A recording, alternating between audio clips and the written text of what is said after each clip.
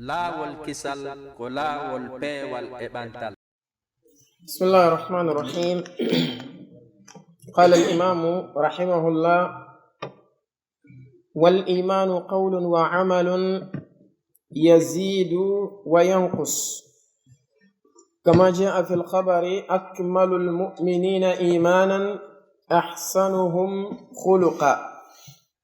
أما إمام أحمد بن حنبل بجنتني أنه مسألة الإيمان بماكي والإيمان قول وعمل يزيد وينقص. يعني إنما الإيمان معنى مول كهال عرب لغة كدوني التصديق والإقرار وقونجن والقريتو. أما اصطلاحا إنما الإيمان عند أهل السنة والجماعة إنما الإيمان كقول وعمل، كرمكو بيقول ماك قول وعمل واعتقاد، بفوق واتدو يزيد وينقص، أي يزيد بالطاعات وينقص بالمعاصي. الإيمان ونما كيف بينكو قول وعمل، إما كيف بينكو قول وعمل واعتقاد. كم بكرمكو بسنة بين قول ريبي أودا اصطلاح أرانو قول ريبي أودا اصطلاح نمو بسرته معنى أنكو قوتو. إنما قول وعمل. ونشيخ الإسلام ابن تيمية بماكر رحمه الله لنكو فانا قول اللسان وقول القلب وعمل القلب وعمل الجوارح. ستبيتون أولي كرمكو جسنة إنما الإيمان قول وعمل يزيد وينقص، حركو أفاني قول اللسان وقول القلب، كأفاني عمل كعمل القلب وعمل الجوارح. فهماني؟ إنما قول القلب وعمل القلب كفان رادونك الاعتقاد. إذن معنى قول وعمل أي قول اللسان وقول القلب وعمل القلب وعمل الجوارح، قلوني بمعنى قول وعمل واعتقاد. فهمين؟ إذن بسرته جنون قول وعمل واعتقاد يزيد وينقص. ودو الإيمان قول وعمل واعتقاد الله كهون نتوت لا شك كتبتر كدي بالنصوص. ونو الإيمان يكون باللسان ويكون بالقلب ويكون بالجوارح. سنداري الله تبارك وتعالى سمى الصلاة إيمانا، وما كان الله ليضيع إيمانكم وإن جلدنا إيمانا. الله تبارك وتعالى سفرالي هم ويبا قمنا المولون قال أي جلد مولون. إمام مالك بماك رحمة الله عليه كانكو الله تبارك وتعالى وإني جلد إيمانا سبتود الصلاة كقول وعمل ونية. سبتود جلد نهار مون كونغول كانيوم ما يقول كانيوم ما أني انفودين أني. تعريف الصلاة اصطلاحا: الصلاة كعبادة ذات أقوال وأفعال ونية مفتتحة بالتكبير ومختتمة بالتسليم. كندو ينتهي الصلاة معنى مونون كو ديوال نغال تاواتا كو وندو نغال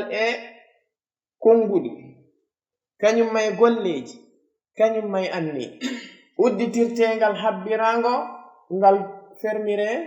ngal timminire salminago yo non madama julde nden no yowodiri e ɗiɗo piiji tati allahu tabaraka wa ta'ala o inni julde nden imanan sabu tawde kadi imanu on ko ɗiɗo piiji tati yowodiri e mum ko qawlu wa i'tiqadun wa amalu ko wona noon nelaɗo on sallallahu alayhi wa alihi wa sallam ɓe makani en ka hadith abi hurayra hadithu shu'ab al-imani alladhi fi as-sahihayn ɓe maki al-imanu bid'un wa sab'una shu'bah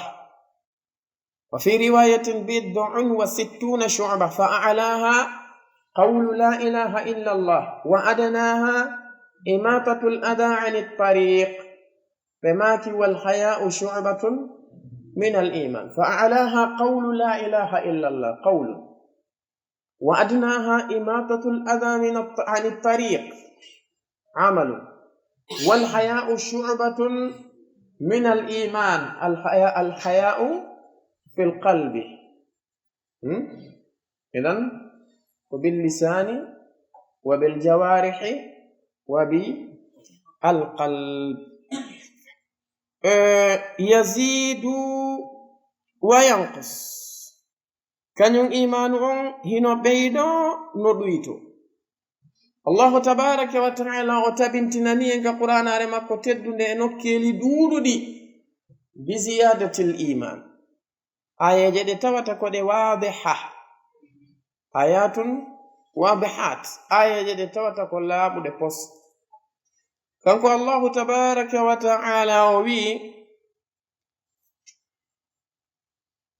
الذين قال لهم الناس إن الناس قد جمعوا لكم فاخشوهم فزادهم إيمانا وقالوا حسبنا الله ونعم الوكيل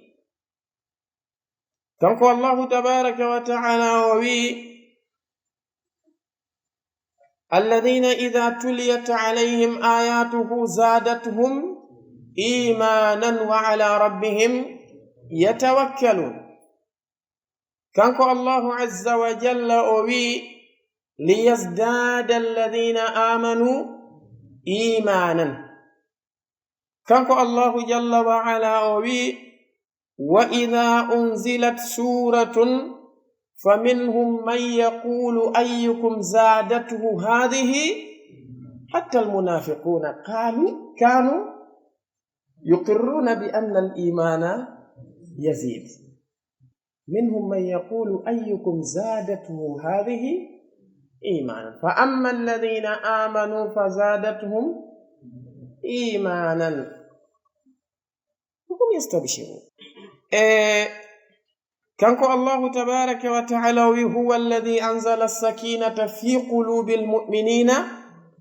ليزدادوا إيمانا مع إيمانهم فكل هذه الآيات واضحة في المسألة ونظن يدوم هودوم فيدو بتواتك الفرق الضالة من الخوارج والمعتزلة والمرجئة بدري بوي وندي الإيمان لا يزيد ولا ينقص جونو ما دام الإيمان يزيد كذلك الإيمان ينقص إمام أحمد استدل بهذا الحديث قال عليه الصلاة والسلام بما كي أكمل المؤمنين إيمانا أحسنهم خلقا إذا وجد أكمل المؤمنين إيمانا فلا بد يوجد أضعف المؤمنين إيمانا سيدي كي بردو تيمو دي غمدين ببين إيمانو هبطو بردو لو دي غمدين ببين إيمانو بعد ألفون ألف التفضيل التفضيل يكون بين المفضل والمفضل عليه برنو غنغل كو وانتا كو حقنده كو برنا كو e hoore mum si tawi ko burna e hoore mum hebaaki honno ko burna tabitirte onno kaari innirte ko kanko ɓuri ngari si o eɓɓaka e woɓɓe go gasata idan ono al iman nelaɗon tigi alayhi salatu wassalam ɓe jantani ken ad'afu l iman kama fi hadithi abi saidin alkhudriy radiyallahu anhu alladhi fi muslimin walla inda muslimin afwan kamɓe nelaɗo alayhi salatu wassalam ɓe maaki وأن من رأى منكم منكرا فليغيره بيده فإن لم يستطع فبلسانه وإن لم يستطع فبقلبه وذلك أضعف الإيمان. يعني حسن الخلق أكمل الإيمان، وإنكار المنكر بالقلب أضعف الإيمان. نقول بالنصوص حيث نبتري بالمعقول انتوي المؤمنون ولا الناس كلهم ليسوا سواء في الإيمان. إما بينفو بواتا فتو دي غمدنا. مثلا ستاوي هوري اندتي نلال عليه الصلاة والسلام اندتي دون نتنا متاتا كجيادة من أفجار الفجار توا كانكو نتنا يشرب الخمر يزني يقتل النفس التي حرم الله إلا بالحق يكذب يغتاب الناس ويفعل دارنا إنا بيدو دي دونو فتا إيمان لو هاي فيتو دو جبان تعمل kono yimbe bida ben sandari al hali mabbe on atayno hawni ko wadi Sheikh al-Islam ibn Taymiyyah tabe maki wanne man lam yaqbal al-haqq ibtalahu Allah biqabul al-batil kala ummu jabali gonga on Allah azza wa jalla jarriborto mo jabugol fenande e mere ko be jedi al-insan la budda lahu an yaqbala imma an yaqbala al-haqq wa imma an yaqbala al-batil faminkum mu'minun wa minkum كافر إما شاكرا وإما كفورا. إذا لم تقبل الحق حتما ستقبل الباطل. سي أجبالي قوانغا أجبالي ميرين قولون له إما أن تكون من حزب الله وإما أن تكون من حزب الشيطان. إذن أهل السنة والجماعة كم بيقولون له بفبي الإيمان قول وعمل واعتقاد يزيد وينقص. أما الفرق الضالة سنتي ونو بيدو معتزلة كم بي خوارج بالتوتي أهل السنة والجماعة وأن الإيمان قول وعمل واعتقاد بجبل كل يزيد وينقص بي أوي كم بي الإيمان لا يتجزأ إما أن تكون مؤمنا وإما أن تكون كافرا، يعني مؤمنا كامل الإيمان وإلا أنت كافر. كم يقول مؤمن ناقص الإيمان مؤمن ضعيف الإيمان أنه أنا أهل السنة كويودن كونسي روندي كدون دون وانا مؤمن ناقص الإيمان كم بيوي مؤتي دون دون وانا كافر. خوارج ويد معتزلة بإن يخرج من الإسلام ولا يصل إلى الكفر يكون بين المنزلتين بداري نون كدي بيوي دون هو العدل وغدوني من دندل يا يالتي نغنتي كا اسلام تا هيوتي مو كا كيفرانكا كونو بيرونكي ان هباندي كونو دون نيتي العدل لا اسم له عنده، يعني منزله العدل لا اسم لها عنده. نوكو مشكله بفوتي نون باو بلورودي الحالي ماكو كا ادنا دون كو هونتو جيتي اي بفوتي او يالتي كا اسلام be lurri ko honto yaata khawariji wi ka kufru be da wi yemene men hewtinta motonde jonnon be aroy ka fi la khara be fotti few si o mayi o iwale dum non ko yite jahannama o luttata be don duto be feddintini ha feddi. amma leyter murji'a kadi bi shatta tawaifiha murji'a kambe kadi e feddeji mabbe sertudi dimbe kadi ari leydo parce que murji'a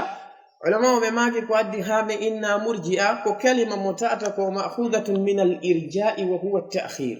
يعني لكونهم أخروا الإيمان أخروا العمل عن الإيمان سموا بمرجئة. سبحانه ما يقول ما بيوند قل لن جياك إنرجم بنانغال إنا كوب مرجئة كم بلندي أهل السنة والجماعة كشطر الأول بلندي بكذا كشطر الثاني. كشطر الأول جاء كويادو الإيمان قول وعمل واعتقاد كم بيوي عمل على نرتو كويادو يزيد وينقص بيني وأوي لا يزيد ولا ينقص بإن الإيمان شيء جامد لا يزيد ولا ينقص ولا يتجزأ. جون مشكلة ربي وكم بيهون ما بفوتا ودي سنتي جهمية أتباع جهم ابن صفوان كم من إني وني الإيمان كمجرد معرفة القلب، يعني إذا عرفت الله بقلبك فأنت مؤمن ولو لم تنطق الكلمة ولم تعمل بجوارحك. حيث أولى لكلمة التوحيد أقول لرالي ترمان إنسان عندي الله فأنت مؤمن. الشيطان عندهم مؤمن، إبليس عند هؤلاء مؤمن، وكذلك فرعون عندهم مؤمن، وأبو جهل عندهم مؤمن. وما يريد وند إبليس لا يعرف ربه. لم تجوي ربي بما أغويتني، ربي اعترف بربوبية الله عز وجل. هذا الاعتراف لا يخرج إلا عن معرفة الله. إبليس يعرف ربه لأنه كان يعبده قبل ذلك، ما كان كافرا. الله عز وجل ووي ففسق عن أمر، كان من الجن ففسق عن أمر ربه إلا إبليس ووي أبى واستكبر وكان من الكافرين، أي كان قبل ذلك من المؤمنين. لما صدر عنه ما صدر عنه كان من الكافرين. إذن كان يعرف الله عز وجل. كذلك فرعون كان يعرف الله تبارك وتعالى. فرعون كان يعرف الله. نعم كونغري ما كوري نهولد وي أنا ربكم الأعلى. هذا يدل على معرفته بأن الرب هو الأعلى.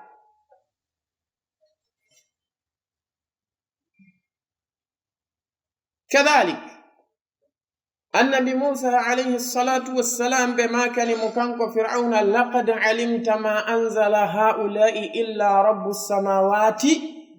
والأرض. النبي موسى بما كي لقد علمت نيوني قمتي بلت علمت عن فرعون عنده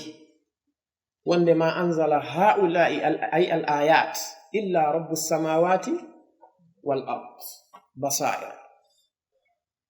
هذا دليل على معرفته بربه. ونحن أبو جهل النهار كان يعرف ربه لأنه كان يحج بالبيت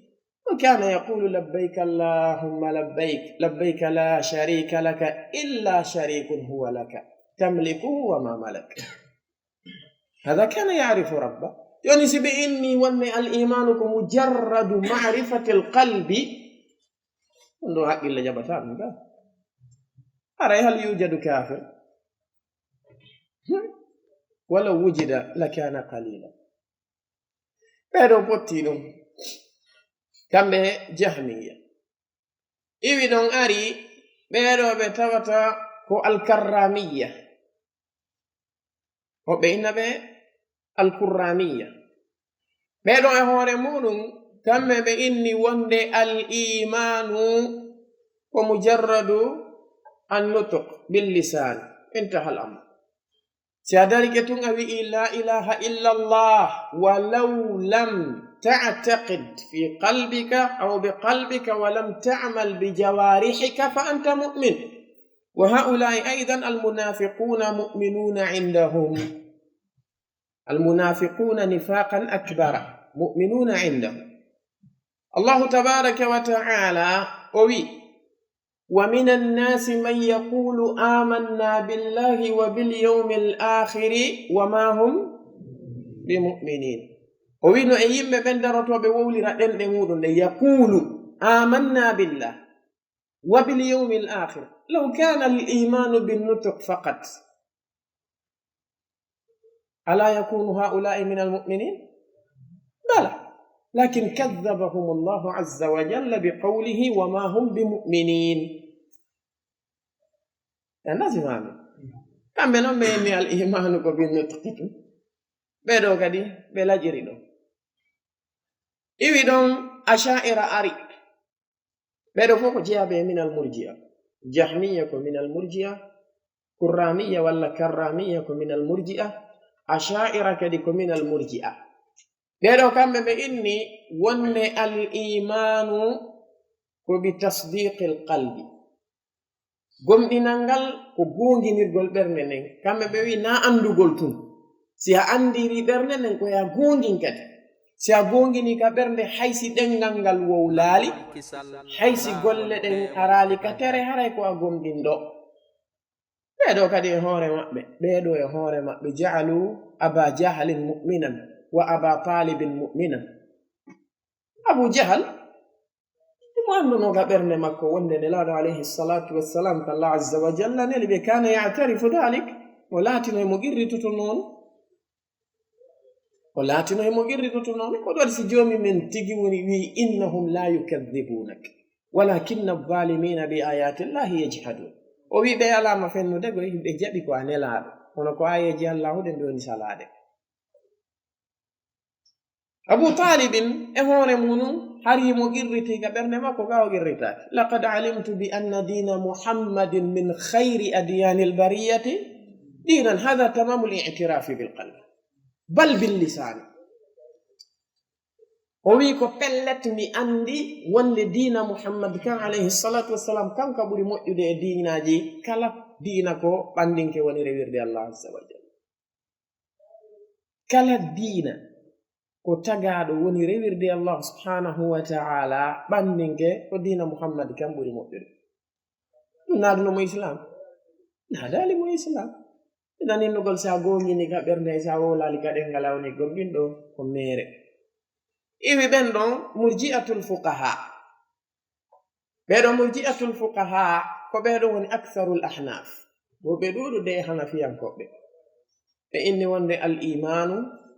ko qawlun bil lisani wa i'tiqadun bil qalb kamɓe ɓe inni ko ya wowlu ka ɗengal fiɓa ka ɓernde hay sa gollaɗe ko ɓeɗo inni wonde al imanu abi bakrin wa imanu lissi wa zani wa sharibil khamri ko sawasiya ka asnanil musht ɓe wi imanu aboubacre on e imanu bandiru opérayɗo ɗo fusa botikaji yimɓe jemma e yahowo e makiru yara ha yalta yennanen mum e bemmu o yennanene kala ɓe o yi'i e ben kala ɓe o yi'i e neɗɗo waɗowo zina leylan wa naharan ɓe wi gomɗinal ɓeɗo ngal no fota ter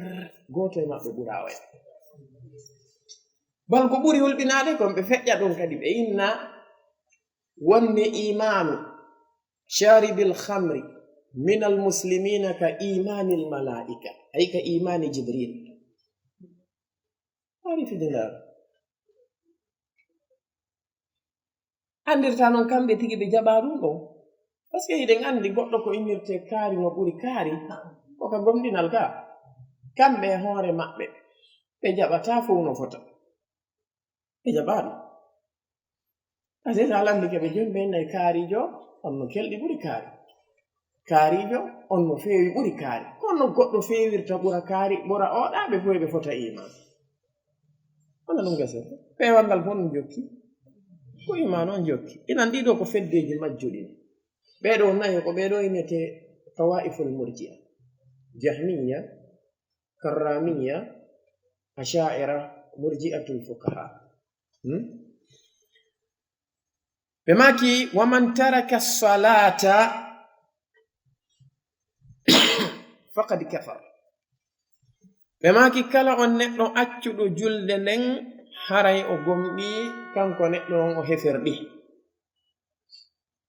en andi oɗo mas'alatul hukmi ala tariki salah no mari tafsil si tawi kanko neɗɗanke on jahada bi wujubi salati walaw addaha fa huwa kafirun ijma'an si tawi neɗɗo on o yeddi waɗdegol farlegol julde nden haysi o juulinde kanko neɗɗanke on karmo koɓɓen fuu ɓe maaki ko o keefeero si o inni julde wana faridda ko siɗa faala juula siɗa faala acca ɗum haysi o juuli ko o keefeero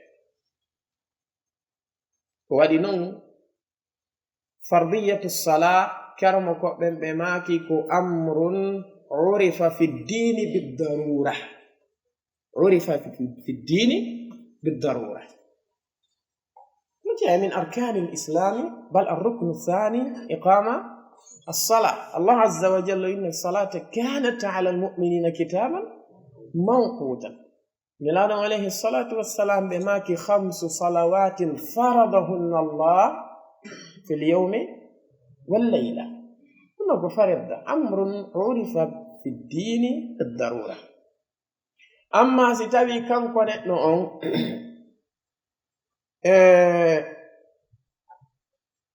هم قمدني يقر بوجوب الصلاة ولكنه ترك الصلاة بالكلية، ترك الصلاة بالكلية كسلا وتساهلا يعني تكاسلا وتساهلا. كان كونتان كان ستاوي هوري او غيرتيكي جولد ندن وادي kono o tertike julde nden few o juulata few na dai o juulay subaha e fana o acca ɗon alansara o juulo e futuro o juula geeƴe. taraka salata bil kulliyya. oɗo karmo koɓɓen no mari khilaf hakkunde maɓɓe e makko. no woodi e maɓɓe yaaruɓe wonde kanko neɗɗo on ko o kafirun billah. wona imam ahmad ibni hambalin ɓe jeeya e ɓen ishaqa ibnu rahawi e ayyuba sakhtayani e konngol goo ittangol imam alhasanu albasri, bal ko ɗum woni ijma'u sahaba. ɗum imam ibnu qayyim aljawziya lahu kitab nafi' jiddan fi hadha albab. imam ibnu qayyim ɓe mari deftere nde tata ko yewtande fi ɗum ko yeɗɗi ɓeynande kitabu salati wa hukmi tarikiha. nden deftere ko imam ibnu qayyim aljawziya awrada fihi akthara min 10 ayat fi kitabillahi tabaraka wa ta'ala kulluha tadullu ala kufri tariki الصلاة. ثم ذكر الأحاديث وإجماع الصحابة بأي حديث يعني بأي أثر عفوا بأثر عبد الله ابن شقيق. عبد الله ابن شقيق بماكي على قلل هيئ قوتل قال توت صحابة بنلاد عليه الصلاة والسلام أجمعوا على كفر من تركه غير الصلاة. هو تابعي بماكي صحابة من كهبي قلل قال بندو قلة توسيها أتشينغل mujarrad accugol ngal a wonay kefeero sahaba ɓen fottanaali ɗum ɗon si wona julde nde. idan ko ijma' sahaba. no waɗi noon karmokoɓe wona ka malik, imam abu hanifa, imam shafi'i kamɓe ɓe maaki kanko neɗɗo on madama yuqirru bi wujubi sala laysa bi kafir. woɓɓe maɓɓe inni ko jeyaɗo e minal yani aslan ko jeyaɗo e minal fussaq, woɓɓe inni ko jeyaɗo e minal munafiqin. idan o wattini en e ko nande sifanin non piiji. ala kulli halin kamɓe ɓe wallinali wonde ko o kefeer. yono thalithan kanko neɗɗo on ida aqarra bi wujubi salati wa taraka salata lakin ahyanan ay yusalli ahyanan wa yatrukuha ahyanan. ɗo e hoore muɗum minhum man kaffarahu wa minhum man lam yukaffir. no e maɓɓe kamɓe karmo koɓɓen hefirɗinɓe mo few kono cheikh ibni baz alayhi rahmatullah wa ma'ahu jam'un min ahli lilmi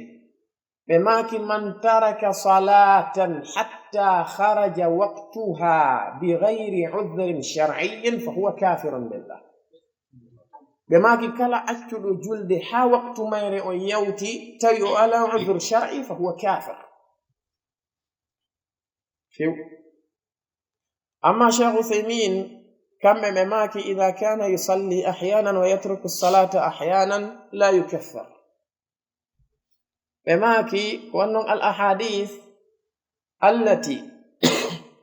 يعني صرح فيها النبي صلى الله عليه وسلم كفر تارك الصلاة، مماك هذه الأحاديث إنما تعني بترك الصلاة بالكلية. بماكي مثلا نلانا عليه الصلاة والسلام بماكي إن بين الرجل وبين الشرك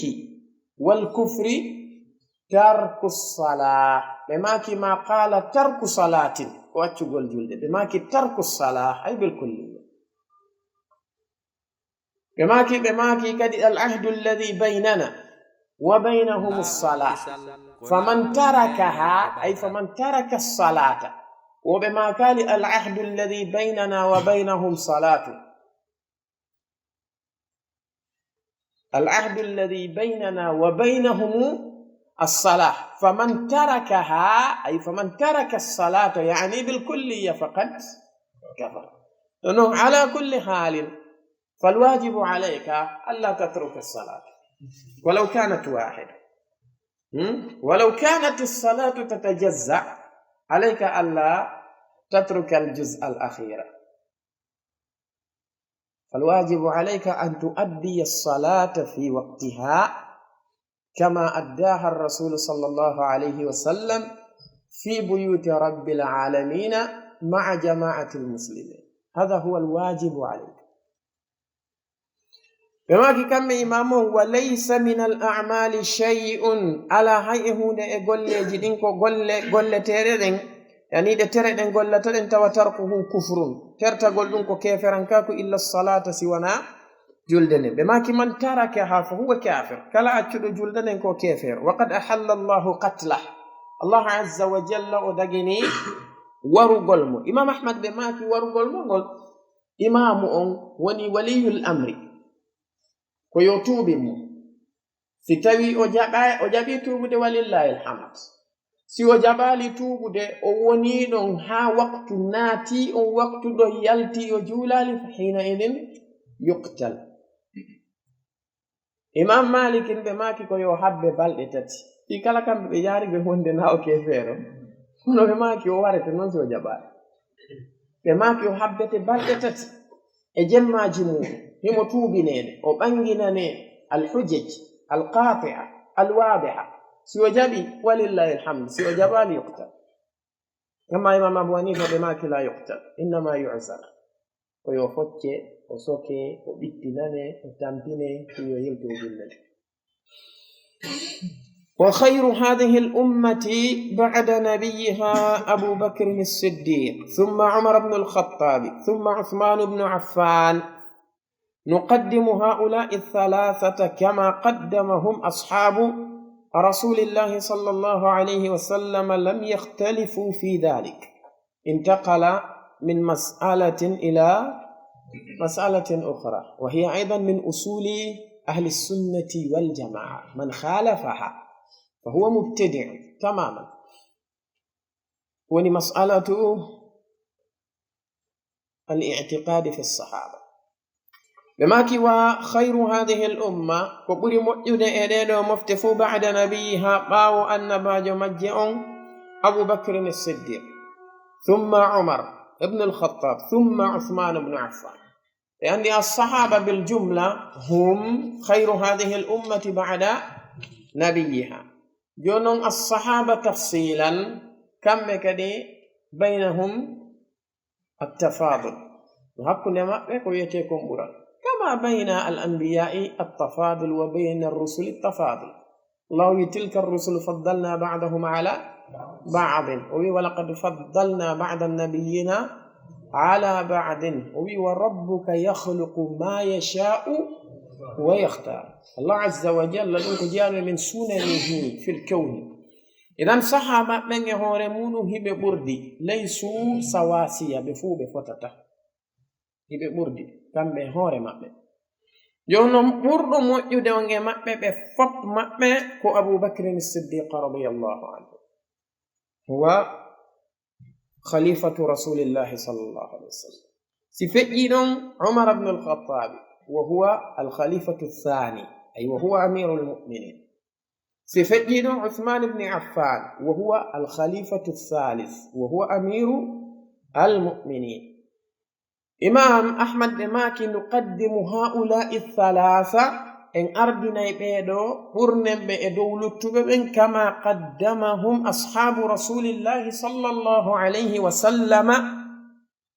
لم يختلفوا في ذلك. بماكي وانا صحابة من الله عليه الصلاة والسلام برني ربنم بلوتو نرالي إلون أنفو. معنى أبو بكر الصديق رضي الله عنه كم ببري مؤجل صحابة ببنبفو. فضائل الصديق أنتم تعرفونها بري أبو بكر الصديق رضي الله عنه هنا أنتم أبو بكر الصديق رضي الله عنه يوني كتابي كونكو كم بوني أحب الرجال إلى النبي صلى الله عليه وآله وسلم. النبي صلى الله عليه وسلم يحب في الله ويبغض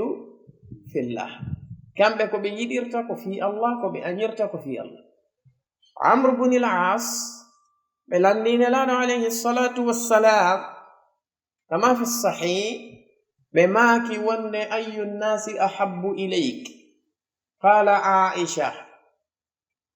فقال من الرجال قال أبوها. ثم قلت من؟ ثم من؟ قال ثم عمر. نلانا عليه الصلاة والسلام بحولي يورب بن فوق أبو بكر ببريد بهكنتني نون عمر وانا نون سنداري كم بنلانا عليه الصلاة والسلام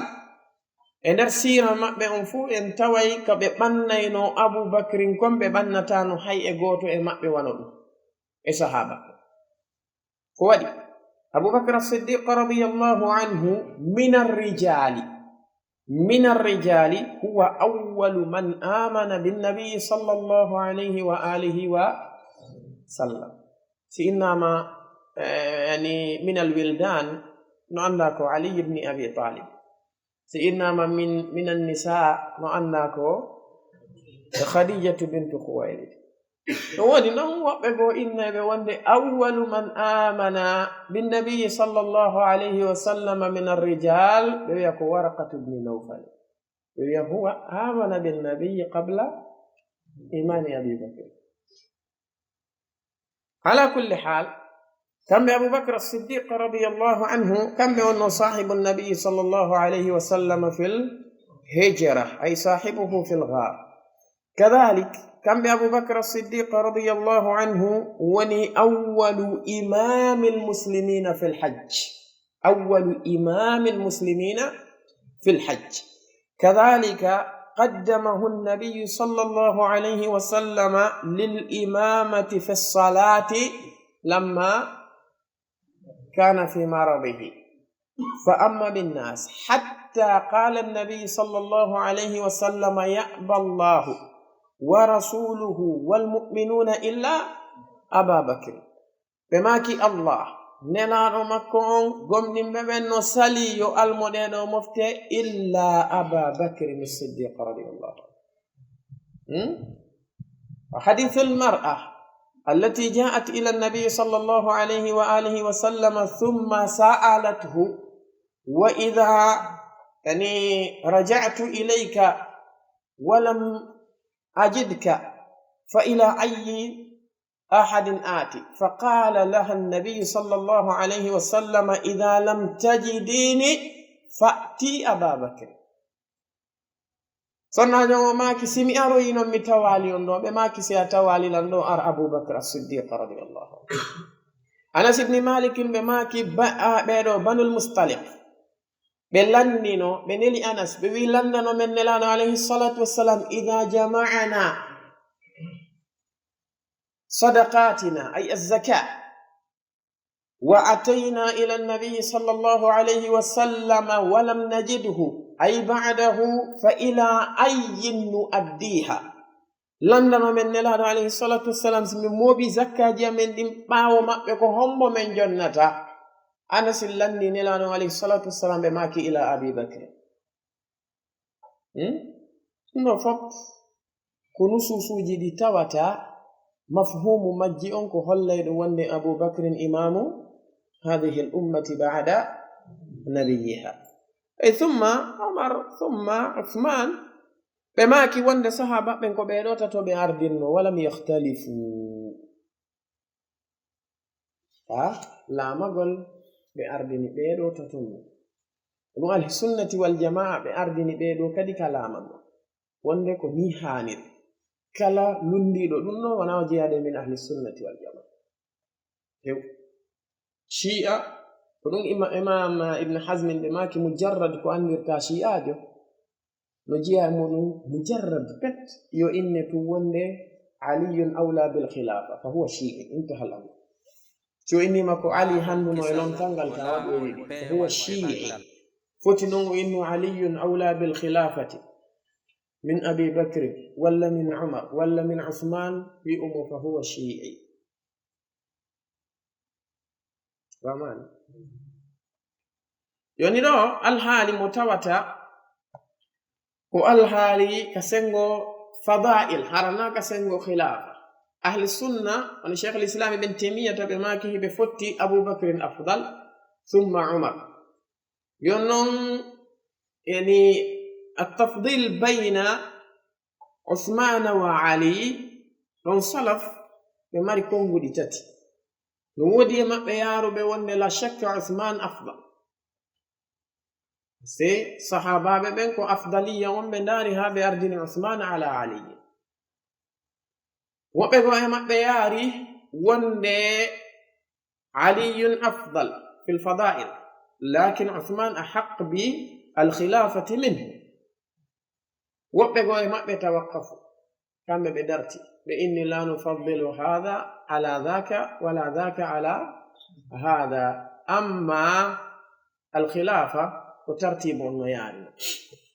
كونو دون يدوم مونو شيخ الإسلام ابن تيمية كو بيجيتشيني كو عثمان أفضل بيدو يهور مونو إمام أحمد بن حنبل كو دون بيجيتشيني شيخ سامين كادي كو دون بيجيتشيني ماكي وند الله تبارك وتعالى حكمة مكو أنو ياري نون كو مفتن الله عليه الصلاة والسلام كم من نون صحابامه وبردو مؤيد أن أردي إدو برادو moƴƴede e hoore mum on e nder ɓen ɗon nayo ɓe maaki wa nadhabu fi dhalika hiɗe yaha e ɗum ɗo ila hadithi ibni umar yani e konko jantiɗen ɗon hiɗe yaha e mum e hadithi ibni umar ɓe maaki kunna men laatino menen saha maɓɓe nauddu meɗen limayno menen saha maɓɓe men laatino ثم بعد هؤلاء الثلاثة يسدون باو بيدو تاتو أصحاب الشورى الخمسة ɓeɗoɓe tawata ko yimɓe diisodirangal jow mana ɓeɗo yimɓe diisodiral ko fenno umar ibn al-khattab radiyallahu anhu ɓe tufano on saati ɓe landa si tawi ɓe lontinta no jeeya landinoɓe ɓe ɗum so ɓiɗɗo maɓɓe woni sonnajo nelaɗo alayhi salatu wassalam yumma meɗen hafsa no jeeya landinoɓe ɓe ɗum ɓiɗɗo maɓɓe abdullah ibn umar kañumma e sahabaɓe goo landiɓe si ɓe lontinta si ɓe acciray ni mofte nelaɗo alayhi salatu wassalam ɓe maaki si tawi mi lontini si mi lontinaali haray ɓurɗolam moƴƴude mi waɗi ko ɓurɗolam moƴƴude waɗi si mi lontini kadi mi waɗi ko ɓurɗolam moƴƴude waɗi manam si tawi mi lontinaali nelaɗo alayhi salatu wassalam ɓe toɗɗanoki ɓe maaki kaarijo ko on ɗon bitasri ɓe maaki si mi lontini kadi mi waɗi ko ɓurɗolam moƴƴude waɗi aboubacrin waɗi o zati ɓe maaki fiyaake on mi ruttimo e ɓeeɗo ɓe linti ɓeeɗo yo ibne umar yew tawta ɓe ɗon ɓe maaki kono an ibne umar a ala geɓal e toɗɗeteɓe ɓe balko ya wallitoɓe ka toɗɗago an a jeyaka e toɗɗeteɓe ɓen ɓengure an nden gooto e maɓɓe memata nguɗo laamu hande kadi min umar mi yoni ɓengure nden si moƴƴere yaltoye muɗum mi yoni ɓengure nden si tayle kadi ko aks ko ɗum ɗon min mi yoni ɓengure nden بينهم يأتي أصحاب الشورى الخمسة علي بن أبي طالب وطلحة بن عبيد الله والزبير بن العوام وعبد الرحمن بن عوف وسعد بن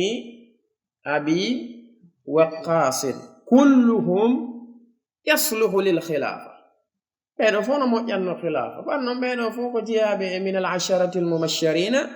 بالجنة وكلهم إمام بينهم فوق بإمام ما كيكون ونذهب في ذلك هديي إذا يها إبورنغول بيدا تاتو إدو بيدو لتوبة إلى حديث ابن عمر رضي الله عنهما بماكي كنا من لاتن نعد مدن لما إنو صحابة بن الله عليه الصلاة والسلام أي نفضل بعضهم على بعض ورسول الله صلى الله عليه وسلم حي وأصحابه متوافرون توكد حر صحابة بمكبه بهيبنون تف مبيا أبو بكر أي هو أفضل من وترون ثم عمر يسد عمر ثم عثمان يسد عثمان بماك ثم نسكت يسد من ديا yeeso ɗum men deƴƴa e riwaya goo yeeso ɗum men wi'a summa ali idan ɗum ko hollugol wonde haulai thalatha afdal ɓe maki summa min ba'di ashabi shura yeeso ɗum ɓaawo ɓeeɗo ashabu shura alhamsa ahlu badrin min almuhajirin ahlu badrin min almuhajirin yimɓe badri ɓen immorde e ɓeeɗo muhajirun summa ahlu badrin min al ansar mana mum bil jumla summa ahlu badrin si feƴƴi ɗeeɗa njowo wara noon ahlu badrin joni noon ahlu badrin ko bayna almuhajirina wal ansar almuhajiruna afdal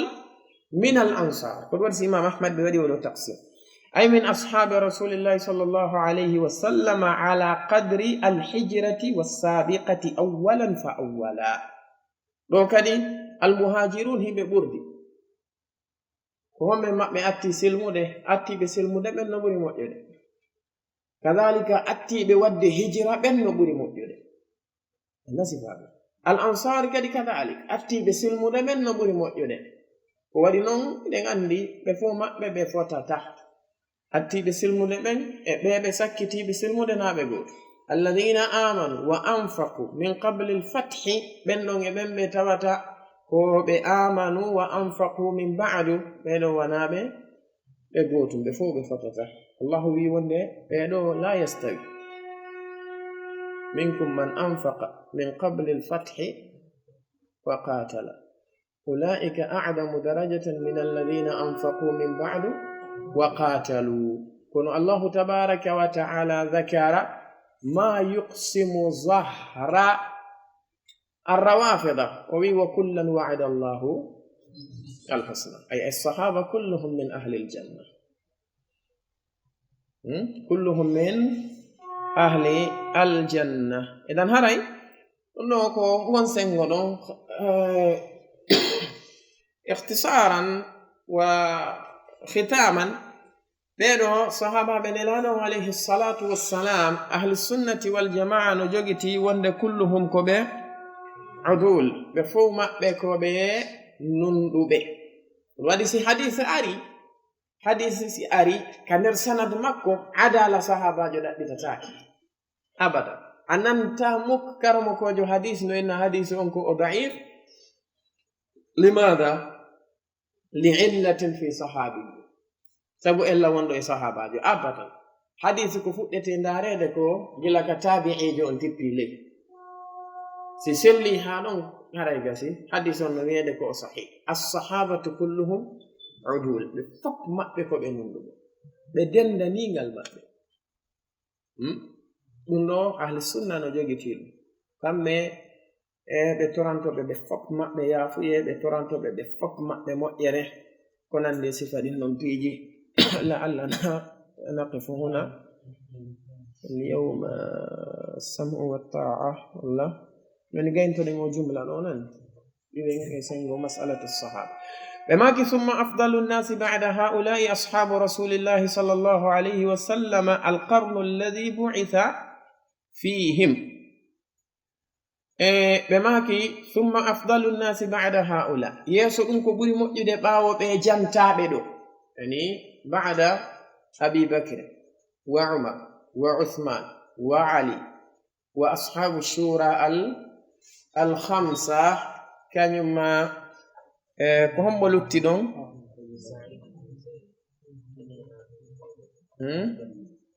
ender ɓeɗo luttuɓe ɗo no luttino hombo yom min al asharati al mubashirina bil janna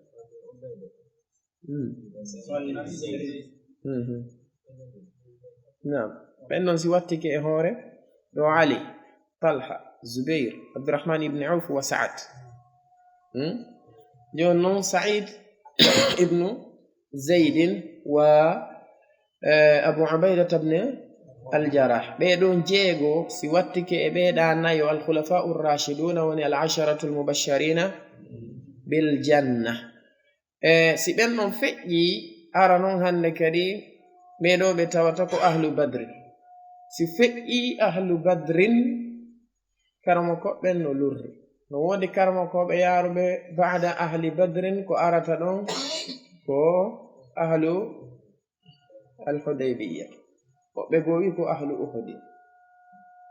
khilafan bayna al ulama ɓe maki si ɓeeɗo feƴƴi ko ɓuri moƴƴude ko sahabaɓe nelaɗo alayhi salatu wassalam luttuɓe ɓen ayi ɓen woni nden hirde nde tawata ko nde nelaɗo on nela e muɗum wona ɓe makiri noon khayru nnasi qarni ayi ɗum ko kullu man sahibahu sana kala on wonduɗo e maɓɓe wona hitande aw shahran maɗum lewru aw yawman maɗum nyalande aw sa'atan ma sa'a goto pet aw ra'ahu fa huwa min ashabihi maɗum o yi'iɓe tun tawi ko o gomɗinnoɓe o maayidi e gomɗinal ngal fa huwa min ashabihi ko jeyaɗo e wonde ɗum par ce que no waɗi woɓɓe goo kana nelaɗon feƴƴinayni har ko ɓe goobo way peni wayni no jeeya e maɓɓe Muhammad bun Abi Bakrin Siddiq radiyallahu anhu on ɗon ko ka laawol ka hajjatul wada woni ko jibina nelaɗon ɓa ruttike ka hajjatul wada ɓe wonti ɗon dumunde seeɗa ɓe feƴƴini o woni on ɗon o wata innude sami'tu rasulallahi yaqulu abadan o wata wonde kanko hay so o filloto hadis be o ɗetta e sahabajo go amini ko won tun si o wi'i nelaɗo on maaki ko a jaɓay ko gonga par ce que ko sahabajo wa huwa adlan ko nunduɗo amini so wi tun nelaɗo on maaki o wulirtaɗo andu o naniri sahabajo o amini iyo ɓe maaki lahu min as-suhbati ala qadri ma sahibahu non waɗani mo e moƴƴere nden ka wondigal yeru embere ko wondi e nelaɗo alayhi salatu wassalamu wa kanat sabiqatuhu ma'ahu laati kadi ardagol makko ngol wondude maɓɓe kamɓe nelaɗo alayhi salatu wassalam wa sami'a minhu o naniri ɓe wa nadara ilayhi o daari ɓe nadratan darnde yani fa adnahum suhbatan ɓurɗo e maɓɓe fanɗude wondigal on huwa afdalu min alqarni alladi lam yarawhu on ɗon no ɓuri moƴƴude eɗi hirde luttunde nde tawata nde iyali nelaɗon nden nde fo mayre hay si tawi heɓi keɓen ɗon ɓurɗo mo marde dewal mathalan sen ɗetti wana Umar bun Abdul Aziz ko tabi'i ka sen ɗetti wana Muawiya ibn Abi Sufyan ko sahabi la shakka khilafa Umar bun Abdul Aziz on kermo koɓe tariha ɓen ɓe maaki wonde khilafa on ɗon wonno marno moƴƴereji o golluno e khilafa makko on ɓuri ko khilafa Muawiya on marno la shakka fi dalik kono Ibn al-Mubarak baɓe landama hakkunde Umar bun Abdul Aziz e Muawiya ibn Abi Sufyan ayyuhuma afdal ɓe maaki wonde al-ghubaru alladhi دخل في أنف معاوية مع النبي صلى الله عليه وسلم في الجهاد في سبيل الله أفضل من جميع عبادات عمر بن عبد العزيز بما كي يرون دبو معاوية يرين تونكا كينمو كونو بحبي دينو إن الله عليه الصلاة والسلام براجي كوني نونكو نبوري مؤيدة كلا ديوكو عمر بن عبد العزيز جيبتو بما كي ولو لقوا الله بجميع الأعمال haysi tawi ɓen artuɓe ɓe yiyali nelaɗo alayhi salatu wassalam siidi ɓe hawri e Allah subhanahu wa taala wondude golleji ɗin fof hara kala gollal tindinagal ka islamu ɓe gollingal sahabaji ɓurɗo fanɗude wondigal on no ɓuri ɓe moƴƴere ka Allah subhanahu wa taala ɓe maki kana haulai alladina sahibu nabiya sallallahu alayhi wa sallama wa ra'awhu wa sami'u minhu ومن رآه بعينه وآمن به ولو ساعة أفضل لصحبته من التابعين ولو عملوا كل أعمال الخير انتهى الأمر لما كي وند بيدو وند بين لانو عليه الصلاة والسلام بيئي نلانو عليه الصلاة والسلام بيناني كون نلانو ما كتكون بيئو بين لانو عليه الصلاة والسلام ɓe yiri ɓe gite maɓɓe ɗen ɓe gomɗini nelaɗo alayhi salatu wassalam wi'en e ɓen kadi ɓe tawata ɓe yirali nelaɗo on gite maɓɓe ɗen kono ɓe wondi e nelaɗo on sifa Abdullah ibn Ummi Maktum waɗi ko bumɓe wonno ɓe gondini nelaɗon alayhi salatu wassalam ɓe ma haysi ko sa'a goto imam ahmad ɓe maki ɓeeɗo no ɓuri moƴƴirde sabu wondigal maɓɓe ngal edi tabi'ina ɓen fof haysi ɓen tabi'ina ɓe golli kala golle moƴƴere kadi ɓe fotata joni noon no woodi woɓɓe goo kamɓe diina maɓɓe kam fof ko yennugol ɓeeɗo ɓe wi ko ɓe natirta aljanna ko yennugol ɓeeɗo wallahi no hawni shi'a arrawafida no ndarirɗa alhaali maɓɓe o atawi ko ɓe abna'ul yahud ko ɓiɓɓe al yahud laaɓuɓe pos wa imamuhum al awwalu iblisu bi aynihi الشيطان بعينه هو الذي يقوده koni alhaali maɓɓe oɗo waɗi yuma men Aisha radiyallahu anha ñande go goɗɗo go arno tayɓe o inni fulanun yaqulu innaki lasti umman lahu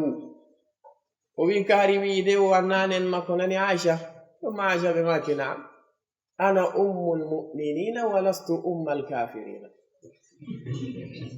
ɓe maki min ko minene gomɗinɓe ɓe wona minene feraɓɓe nde allahu wi wa azwajuhu ummahatu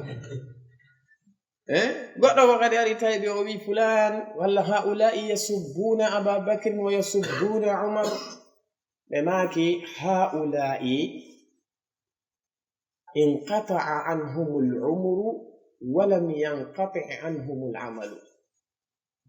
ɓe maki ɓeeɗo ko yimɓe ni gurdam ɗam taƴi e maɓɓe ɓe maayi ayi aboubacry umar ɓe maayi kono hay joni golleji rimanoyɗi ɓe baraji maayaɗi ko waɗi no woodi hay joni yenneɓe ɓe wonɓe ɓe nellude moƴƴereji muɗum hakada al amr allah azza wa jalla kala ko watta kon ko bi hikma c'est à dire aboubacry sahaba ɓen hakke ko ɓe gollanimo kon kanko allahu o weltanime fii kala ɓe waalike ɓe maayi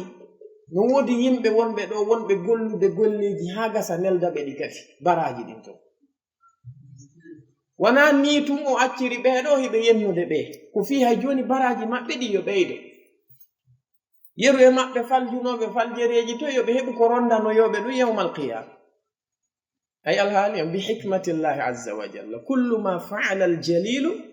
fa huwa aljamil hada wa billahi tawfiq wa akhiru da'wana alhamdulillahi rabbil alamin laawol kisal ko laawol peewal e ɓantal